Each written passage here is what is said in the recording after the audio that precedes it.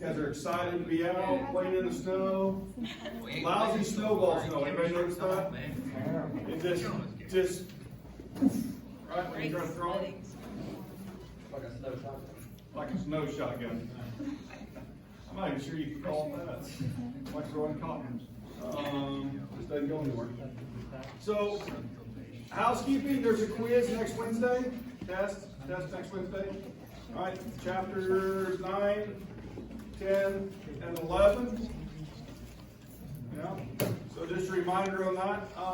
Lab this week. Don't forget to finish up your proposals. Have the rewrites done for them.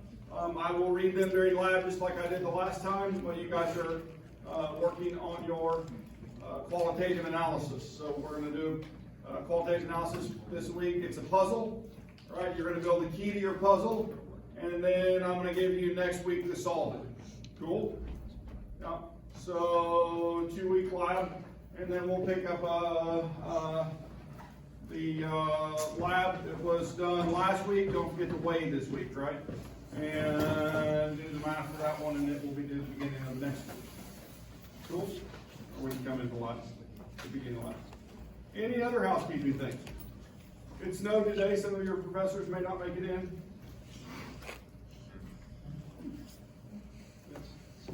So some of us are snowed in the bottom. You notice ice. When it ices, I won't be here. Okay? Snow, I probably will. Okay? Unless it's really deep. And I'm going to get stuck and I have to dig myself out. I haven't dug myself out in a long time, and I do have a shovel in the truck. Okay? Just in case, because you can do that. You know that, right? So during the wintertime, 2 things you should always carry: a shovel, right? And some salt or ashes. There's your dad advice. And so if you have those 2 things, you can get out about anywhere if you remain on the road, right? Or even off the road a little bit. And so that's, and then the other thing that if you are so inclined, a tow rope or a chain. Okay? And then that way you can help other people get out. Cool? Yeah. I saw an elderly man. I say elderly man, he's not much older than I am. I'm getting elderly, I guess. But he was in his 60s, there's no doubt, walking across the Taneycomo Bridge this morning. He was on his way to the store because I stopped and picked him up. We had a wonderful conversation. And then I took him back to his house after he got what he needed. And so anyway, I grew up in a place where you also do that, right? You see somebody walking in a snowstorm, you automatically stop. So, because you know their car's probably stuck somewhere, right? And it was. So anyway, anything else? Let's get you guys engaged. Was it that? Did the storm keep you guys up last night? Wind blowing? Are the dorms, are they really cold? Yeah, no? Depends on what storm you're in? Yeah. So, they're having brownouts all across the country. You guys heard that? We're using so much power to heat. And then a lot of the places that are heating are accustomed to having, and it's all electric heat. And so, yeah, rolling brownouts. Isn't that crazy? So, anyway, nasty storm. Last time we stopped here, you guys aren't talking to me, so I'm just going to go on. We were talking about the unusual properties of water. Turn those out. And hang on, watch your eyes in the back. There you go. Keep your weight. We were talking about unusual properties of water. And we were reading through these. What is heat capacity? If I asked you to define heat capacity, what would you say? You got a definition in mind? The amount of heat it takes to raise 1 gram or a molar amount of water by a unit of temperature, right?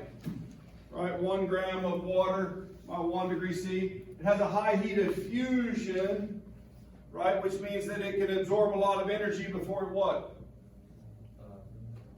Changes phase, right? From liquid or solid to liquid, or it can release a lot of heat when it's freezing, right? Or absorb a lot of heat when it's melting. Does that make sense? Can energy be exchanged in that way? Now, I have this really interesting question associated with this, right? And the same thing on the heat of vaporization. I want to include that in this conversation too. So, the water has this ability to absorb energy, right? without changing temperature when it goes through phase changes. Okay, you guys understand that? And so then I say, well, first I want to tell you a story about a cool project a friend of mine did. Okay, a friend of mine used this concept of phase change. They custom made some materials at University of Missouri Engineering Department. And he was a chemist, but he was in a collaboration with the chemical engineering department. And what they did was they made these materials that would phase change at specific temperatures. And then they designed packaging for them to go into, right? And so the material that he made, you could put it in some place warm, get it to phase change, right? And he designed some of the material to change at body temperature. Right? You guys with me? I may have told this story already, but I'm going to tell it again right here because it fits with this. Okay? And so what he did was he built these sleeping bags for infants, right?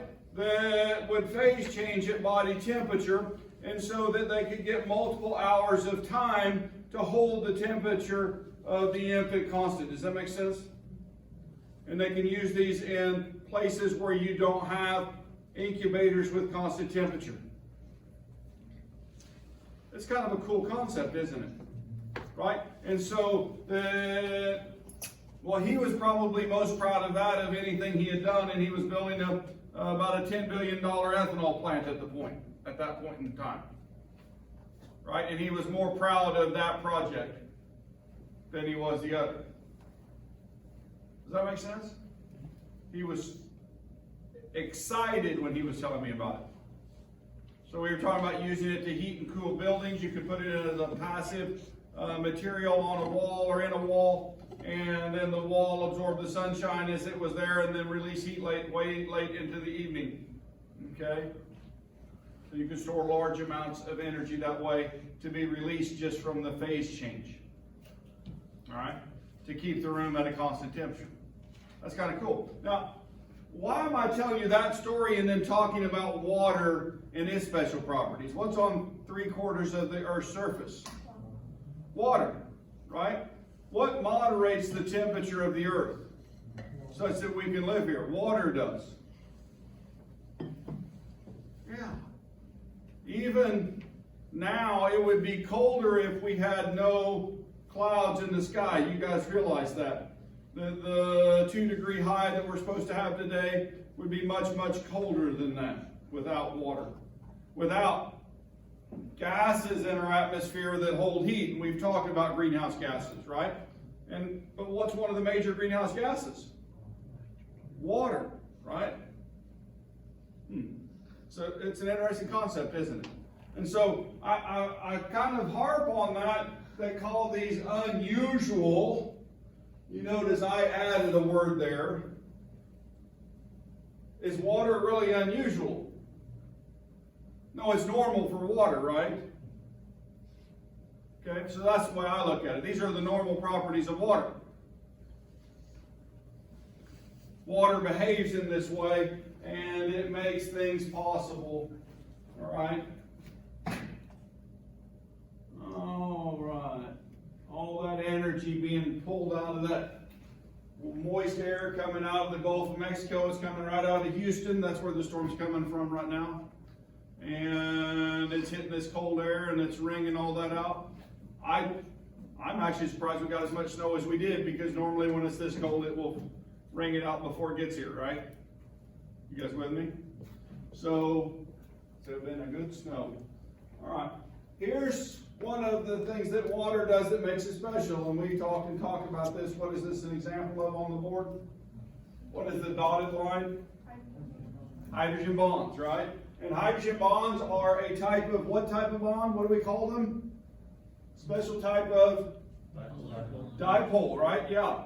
And so this is a dipole, and there's 3 elements plus hydrogen. What are those 3 elements? Can you look at the periodic table and find them automatically? Just start at neon and then go left, fluorine, oxygen, nitrogen. You with me? Those are the 3 elements. So it'll be up there, it'll always remind you. So those are the ones that will hydrogen bond.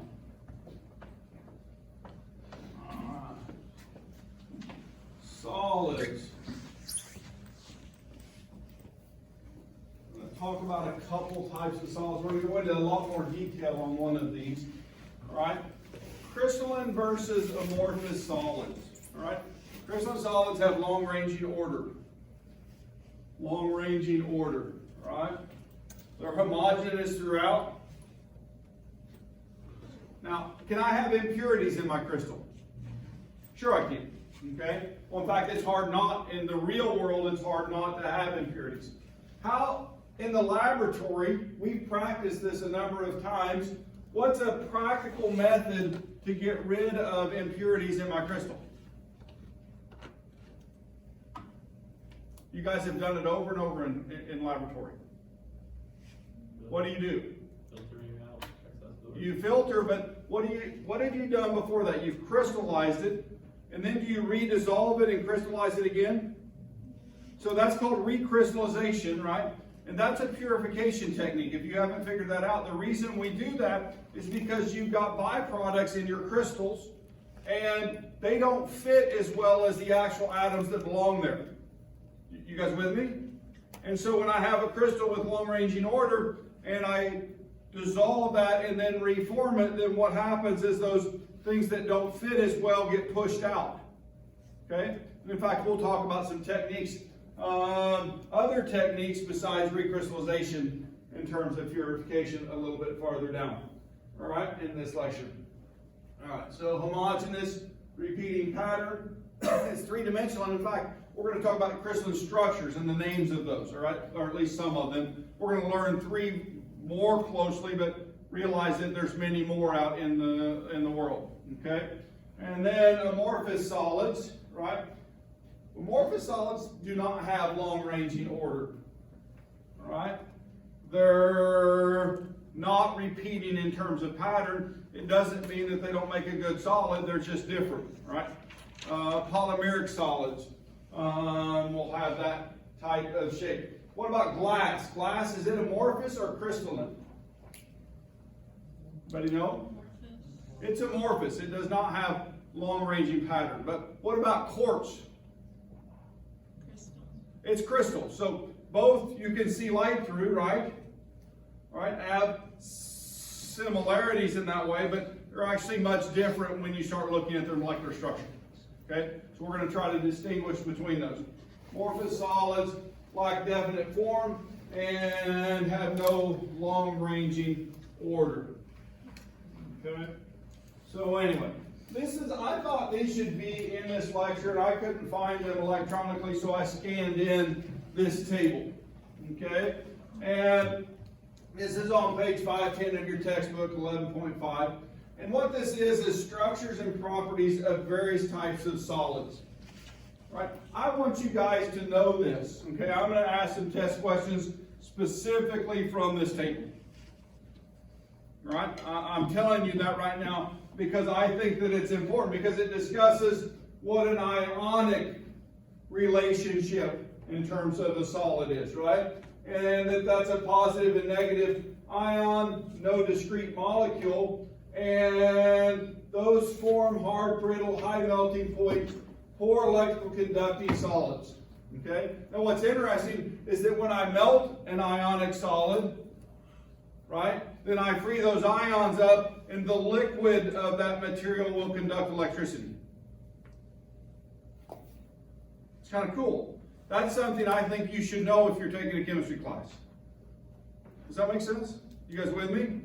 And so, ionic attractions, all right? The next one is metallic. And we don't talk about metallic solids that we're going to a little bit. We're going to talk a little bit about band gap theory and conduction bands, and then, well, some alloy type materials where we're looking for things like superconductors, things that are able to conduct electricity without doing any joule heating.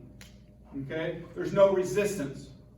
And if we can ever get to that where we can make room temperature superconductors, maybe somebody in your generation will do that, then it will solve all kinds of energy problems around the world. You guys know that?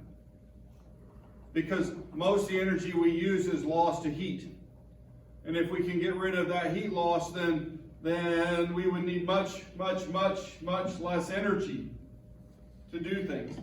And we can build cool things like superconducting trains, right? That would be super fast because there is no friction, okay, on these tracks. All right, so we'll look at that and talk about that. Molecular solids, right? And those are covalent bonds. And they have low to moderate melting points or boiling points, soft electrical, sometimes electrical conductor in the solid or liquid.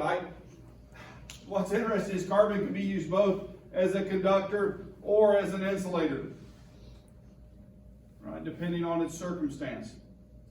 But it does conduct a small amount of electricity, and I use carbon paste as a base to make electrodes for electrochemistry. Okay? So even though it sits squarely in the middle of those non-conducting materials, it has enough conduction to be used for that. Does that make sense? Yeah. So things surprise you. And then network solids, like graphite, diamond, quartz, feldspars, and mica. And so they have a wide range of hardness and melting points and boiling points. And generally they're poor conductors of electricity, right? And then you have amorphous solids. And so anyway, so this gives examples of all of those. And I want you to read through this and be familiar with it. Cool? Yeah. Because I think these things are important, right? When you're reading a paper and a new material's been discovered, then your mind can start classifying it into these areas. Does that make sense? And you can have a little better understanding of the world around you. So, all right. So I pulled those words out and I put them on this slide so that you guys could go and investigate them, right? So those are things that I would want you to be able to identify. Tell me what they are, maybe some properties about them. Maybe give me an example of them. All right, we're going to go through those things. You guys are so quiet today.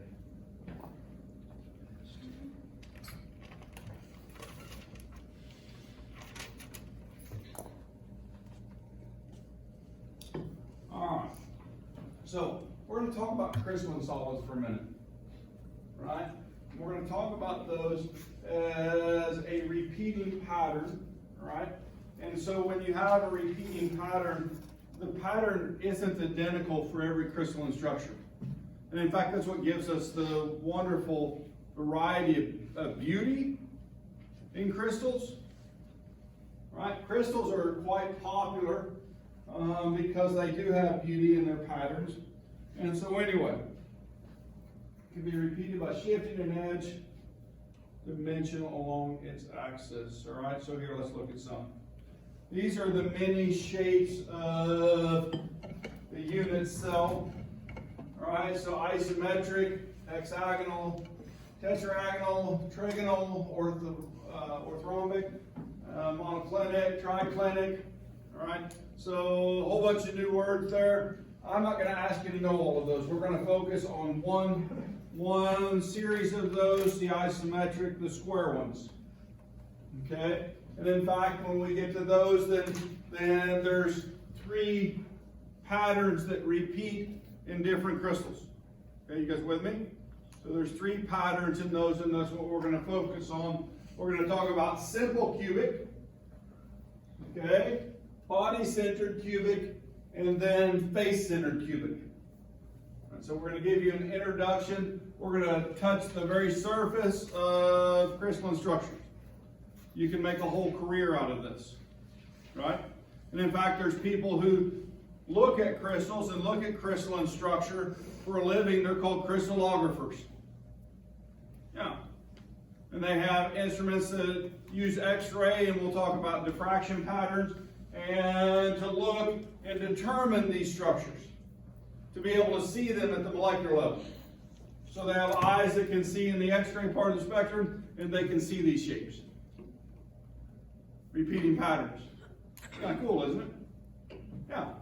So, I've known a few crystallographers, some protein crystallographers, And so materials crystallographers.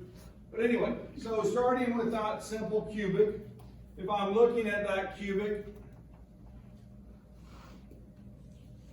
there's only atoms at the corner of the cubic. Okay, you guys with me? And in fact, that cube doesn't contain a whole atom. Each corner is an eighth of an atom. Right? It's in the other classroom, I know it is. Yeah, I don't have my cube here today. It's always here. But I taught next door last semester. Anyway, so simple cubics only at the corners, right? And a body-centered cubic has the corner atoms. You guys with me? Those are still there, plus another one right at the center of those 8 corners, right? So body-centered cubic, right? Then the face-centered cubic, right? Instead of having one at the middle of the body, actually has half atoms in each face inside of the corners. Still has the 8 corners, but has a half an atom on each face of the cube. Okay? So all 6 faces of the cube are seen. So let's go back and look at those in this picture. Okay? So here we are. If we're looking, you guys can see the cube inside of that. It goes to the center of each of those atoms at the corners. You guys see that?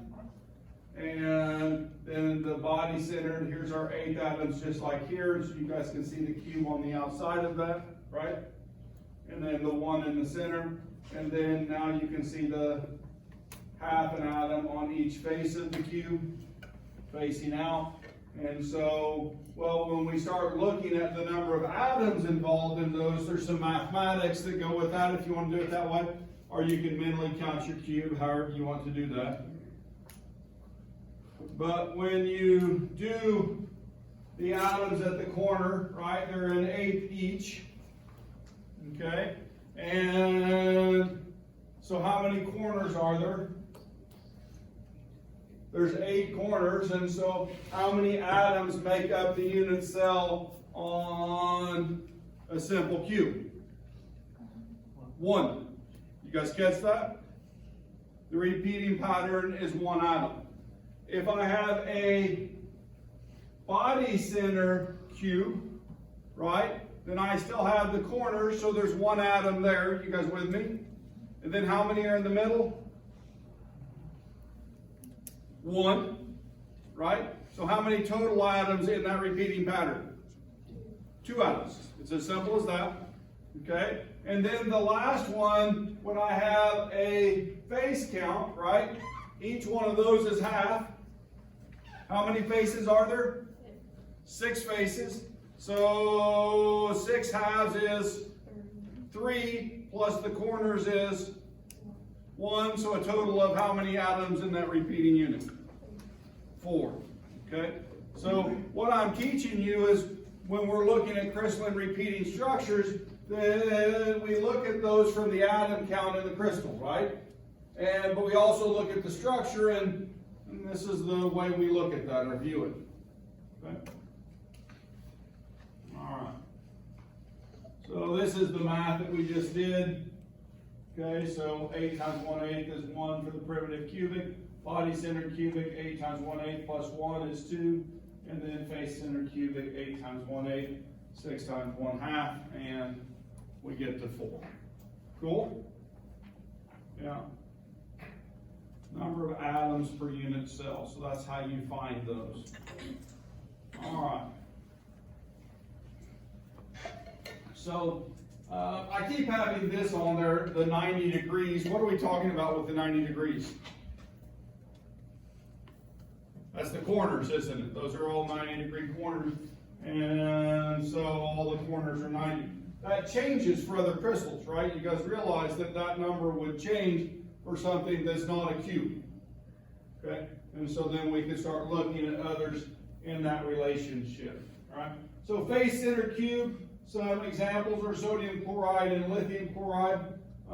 Zinc sulfide is face-centered cubic. And has tetrahedral holes. Polonium makes a simple cube. Vanadium, chromium, molybdenum, tungsten, and iron can make body-centered.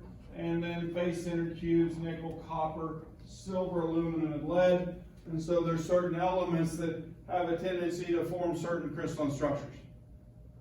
Yeah. And so this just discusses some of those. So they form salts and make those structures. Cool? Maybe, maybe not. If you like material science, this stuff can be really fun, guys, I promise. So this is showing cesium chloride. What do you guys see on the board? Can you identify them now? You've got the language. You have three choices. This could be a simple cube, a body-centered cube, or a face-centered cube. What do you see? Body-centered cube. So, difficult on the basic crystalline structures. Okay. Here's sodium chloride. What are we seeing here? Face-centered. Face-centered. Now, this one's expanded, isn't it?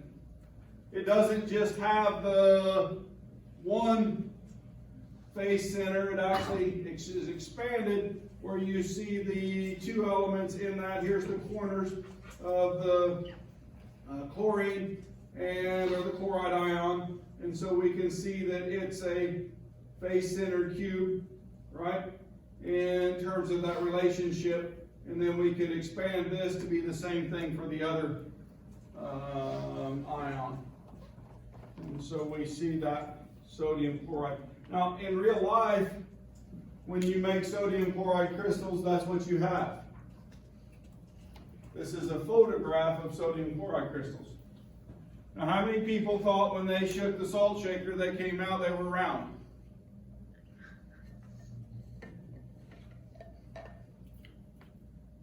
That's funny, isn't it? Because they seem round, don't they? Yeah, but that's sodium chloride crystals. These can get quite large. You can grow crystals. You can get a sodium chloride crystal the size of a bus. That would be fun, wouldn't it? Yeah. So, yeah, salt mines crystallize sodium chloride. You can get massive crystals. So, how do we know the shapes of these things? So I've already mentioned this, but let's kind of talk about it a little bit. There's just some, well, actually the softwares to solve crystalline structures. I know some guys who actually wrote the software to solve crystalline structures. Postdoctoral fellow and a crystallographer that worked at University of Missouri. That was his job. So he was more staff position. And a couple other people, and they were doing material science and wanted a better way to look at those things. And so they wrote software to do the analysis that we're talking about, right? So we talk about what you can do as careers. This is truly one, and I think they're even getting better at it, because it used to be you had to have solids, but we're now starting to do structure and other mediums, okay? And so I don't know the algorithms or how they're doing it for that, but I do know for solid crystals, okay? And so for solid crystals, then we have a source of X-rays, right? And that X-ray is going to have a wavelength that interacts with our atoms in this. And so what it does is that X-ray comes along, finds the plane of atoms. When it gets there, it interacts, and bounces off of the nuclei, okay? And when it bounces, then it bounces at a particular angle and related to where that layer of atoms is at. And when it does, then it arrives at a detector. And so the instrument knows where the wavelength came from. It knows where it ends up, so it knows that angle right there that it bounced at. And if you repeat that experiment over and over and you have a repeating pattern, then you'll find the same angles over and over and over again. You guys with me? And so from that, you can place atoms in the molecule related to that bounce. It's kind of cool, isn't it? Right? What a brilliant idea. And so anyway, if you look at what we're doing, we're actually utilizing Bragg's law, right? And so there's the wavelength of the material, and then 2 times the spacing between the layers of the atoms. Theta is the angle, right? And so we can find positions of atoms using this based on repeating pattern.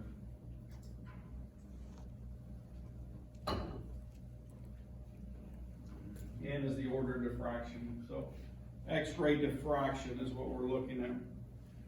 Usually if you take quantitative analysis, we'll go over in detail constructive and destructive interference and how we utilize materials like diffraction gratings and prisms and those types of things to look at specific wavelengths of light, and then how these processes work or manipulated to our advantage.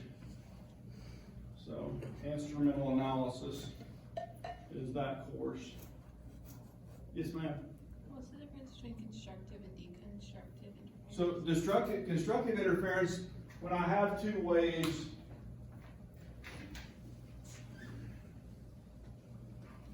and those waves are in phase. Let me shorten this up a little bit. When they're in phase, then my resulting wave, when those combine, is the same wavelength, but they're increased in magnitude. Okay? So that's constructive interference.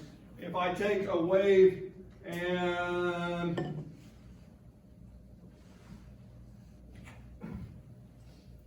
so combine these 2 waves, then they will cancel each other out.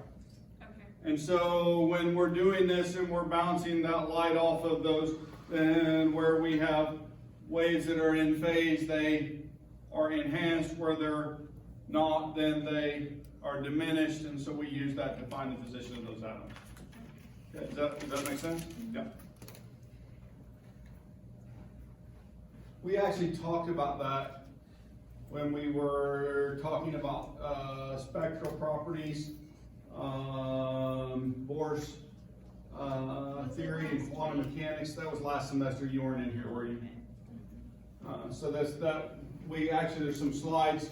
If you go to chapter 7, I believe, then there's actually pictures of that in chapter 7 lecture notes on Campus Web. Cool? Yeah. All right. So there's a whole branch of science that looks at these structures, makes new molecules, determines the properties of those structures. Those materials may be used in a something as cool as a heat shield on the space shuttle or space rocket, or it may be something as mundane as the packaging material for shipping something in Amazon. Okay, so, but materials are designed all of the time, and they could include polymer, ceramics, composites, more, and very often they're looking for special properties. Okay, right across the hall from us, when I was in graduate school, was Stephen Keller, and he had a student who came in, working for him, who came into graduate school with me, and we're still friends today. And so her graduate school dissertation is on material science, right? They made new materials, and they were doing composites, and they would bake them at high temperatures in furnaces, and then they would do a whole set of experiments to determine their properties. Okay, and so some of the properties that we might talk about are things like electrical conductivity. Okay, it's malleability, whether it's very brittle or if it's very malleable or ductile, so it can be bent, shaped, and those types of things. Whether it has a high thermal conductivity, whether it has luster, right? Whether it's soluble in certain materials. And so I'm getting ready to talk about band gap and metals and those types of things. These are properties of metallic solids. But if we add other atoms to a metal, then it changes it, right? And so in material science, we look at those types of things, right? So in metallic solids, we have that. And I want to introduce something else in this, and this is an energy, or a number of energy diagrams. And so when I have a single atom of metal, right, then I have one energy level for that atom. But if I add a second atom, then I get two electrons that can move, let's say.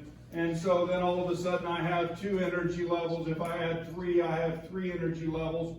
And so, well, basically what happens is I'm looking at this, the number of orbitals in those that are available to use increase because each of those atoms has one of those, right? But then I can start pairing electrons, and so the electrons move into the lowest energy levels available, but I have more energy levels that I can work with, okay? Now these are, well, we're going to call them bands, right? And if those bands overlap, then those electrons can move, if they're the same energy, they can move from one to another, and that becomes conduction, okay? And so when I have the relationship where those are equal in energy, then electrons move freely and the material is very conductive, right?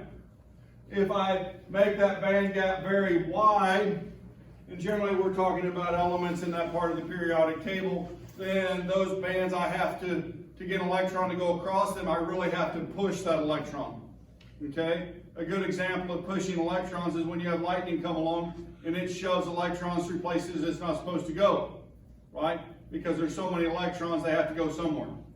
So that forces even insulators to be conductors, okay? But now there's another set of materials that, well, a whole bunch of material science has been connected to. And those are the elements on this line, okay? What do we call those elements? Semiconductors. And so the metals have overlapping bands, right?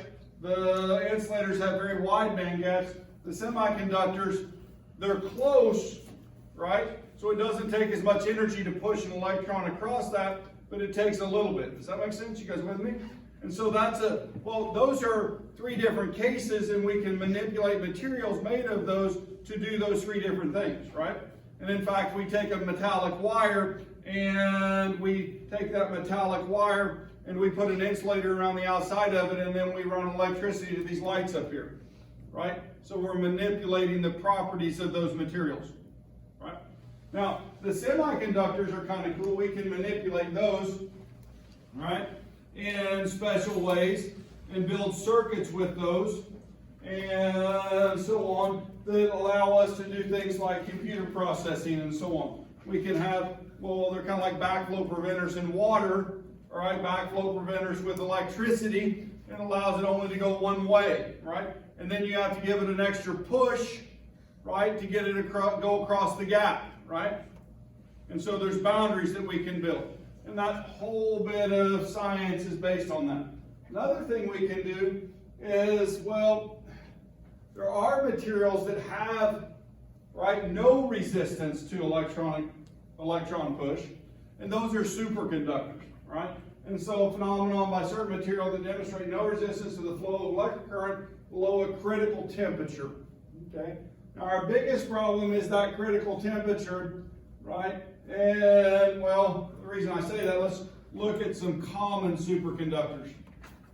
Okay? Aluminum can be a superconductor, but it superconducts at what temperature? 1.175 degrees Kelvin. What temperature are we very close to right there? Absolute zero. Here is a high temperature superconductor. It's conducting at what? 7.2. I think the record is somewhere, I used to know this and I've lost my brain, but I want to say somewhere between 40 and 50 degrees Kelvin for superconducting. Maybe higher than that now. I know people work on it all the time, right? Trying to make a room temperature superconductor. Can it be done? I don't know, I hope so, because that would be amazing. All right, you guys with me? So, and you say, why would that be amazing? I'm going to show a video right now that I think would help explain that.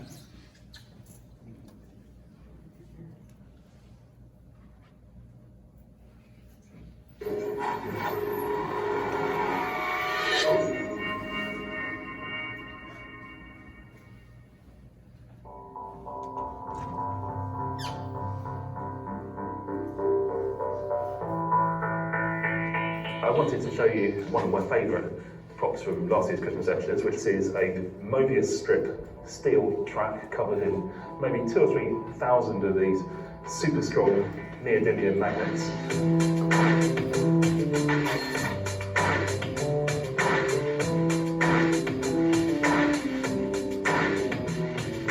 So what I want to show you is how this track is going to interact with one of these. This is a high temperature superconductor made of yttrium, barium, copper oxide as a sort of ceramic material. And a superconductor is something that when you cool it down, in this case with liquid nitrogen, loses all its electrical resistance. So this leads to some interesting behaviours, which I'm going to show you. And to do that, I'm going to need to hang this thing from the ceiling, which I'll do now. Oh.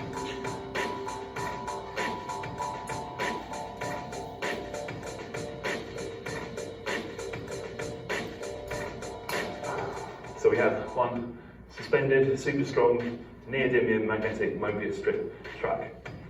All we need now is some liquid nitrogen. So we're down in one of the labs at the RI, and this is where the liquid nitrogen is stored. Right, that's what we do.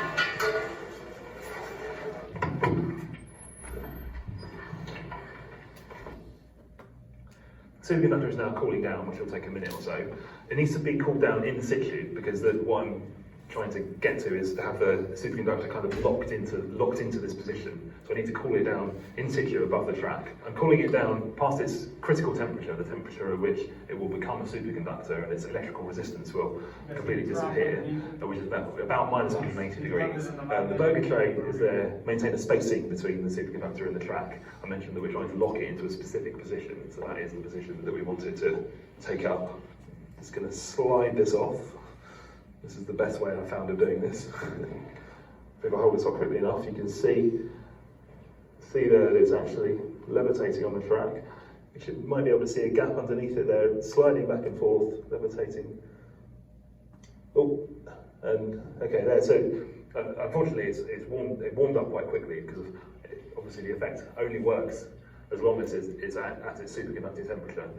So what's actually going on there? A good way to start to understand that is to think about how magnets interact with ordinary conductors like this copper tube. So if I just drop this nut through, it falls all the way through very quickly, as you'd expect. If I drop a strong magnet through instead, it takes quite a long time. And the reason that's happening is as the magnet moves through the copper, it induces electric currents in the copper. Those electric currents themselves have their own magnetic field, and that magnetic field will always arrange itself so as to resist the motion that's creating it. This is the fundamental principle of electromagnetism, that moving magnets near conductors or moving conductors near magnets creates electric currents. Now, because this is not a superconductor, because it has electrical resistance, the currents that are created as the magnet falls through will always tend to die away. So if the magnet were, for instance, to be stopped by the electric currents, those currents would immediately die away and the magnet would start falling again. So what actually happens is it just falls slowly through the tube. If, however, this were a superconductor, those currents would not die away. As soon as you induce them by introducing the magnets into the tube, those currents would remain and would keep going and would keep going even after the magnet has stopped. So if this were a superconductor, the magnets would basically be locked in the pipe. They would be effectively levitating in the pipe indefinitely. So that's part of the explanation. We're sort of halfway there. I'm going to get onto the track now. And to do that, we saw when I was demonstrating the superconductor on the track down here that the effect only lasted a few seconds. It warmed up too quickly. It warmed above its critical temperature and stopped levitating. The solution we decided on for the Christmas lectures last year was to make a little train-stroke-boat thing. So we've got a piece of the superconductor embedded in polystyrene with its own little reservoir for liquid nitrogen. So let's cool this down. Again, I'm going to, not a burger tray this time, slightly different dish. Gently pick it up, I think. So now I can send it around all the way back, put it back on top. This is why we made it like ammonia strip, so it can go, so it comes back on the opposite side of it round.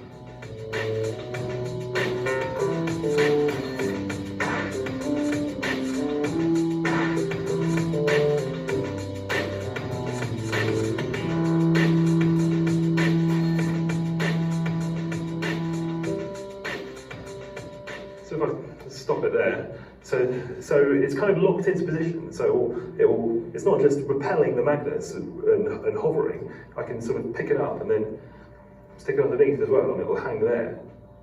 So as I mentioned with the copper, when you induce electric currents in conductors with a moving magnetic field or changing magnetic flux, the electric currents that you create will always have their own magnetic field that resists that change, that resists that motion. So when it's hovering on top of here, and gravity is trying to pull it towards the track, that small motion towards sets up electric currents in the superconductor, which have a magnetic field that resists that motion. But likewise, when it comes around and it's now on the other side, now gravity is trying to pull it away, so that act of trying to fall away from the track sets up a different set of currents with a different magnetic field, which this time are attracted to the track. So whichever way you try and move it, whether you're trying to move it off to the side, up and down towards the track, away from the track, the superconductor will resist that motion, effectively locking itself into position relative to the track, so that the only direction it can move is the direction in which the magnetic field doesn't change, i.e. along the track. So basically, the superconductor can be any kind of magnet it wants to be, or any kind of magnet it needs to be at that moment to keep itself in the right position relative to the track. So this material was a real breakthrough, and possibly the first step on the way to what might be the holy grail of superconductor research, which would be a superconductor that would operate at room temperature or close to room temperature, at which point we might be able to use them to replace all of the conventional conductors of copper and things that we use in all our electrical applications today. And all of those materials, when they conduct electricity, they do it inefficiently to some extent and waste energy. If we could superconduct in those applications, then that would really change the world.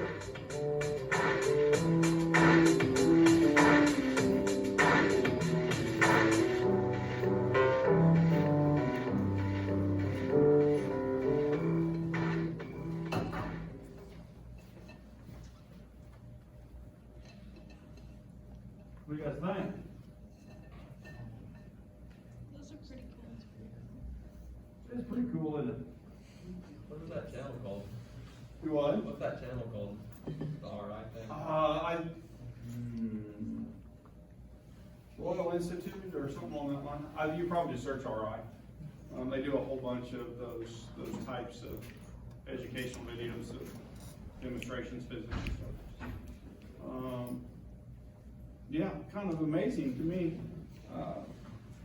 So what would be the advantage to superconductors for usages? Anybody ever have their cell phone run out of batteries? You realize that battery would power them for days, if not weeks, at a time with superconducting circuits. You guys ever notice how when you upload your YouTube videos, your phone gets really warm? Because it's having to work really hard to move all that data? I only noticed that because of all the videos I'm posting right now, right? This is going to be one here in about an hour, those people who didn't make it to class. So anyway, superconductivity. Fun stuff is all I have to say, material science. Next time we'll talk, go ahead. Are conductors always ionic? They're not ionic. They're metallic. Okay? Now an ion will be a conductor, for example, an ionic liquid, okay, or an ionic solution. So if I melt sodium chloride, it will conduct. If I put sodium chloride and dissolve it in water, it will conduct. But sodium chloride solid does not conduct very well at all. Does that make sense? Yes. Yeah. So the metallic things as solids conduct very well. their band gaps overlap. Okay. Anything else? Have a wonderful day, guys. Enjoy the snow.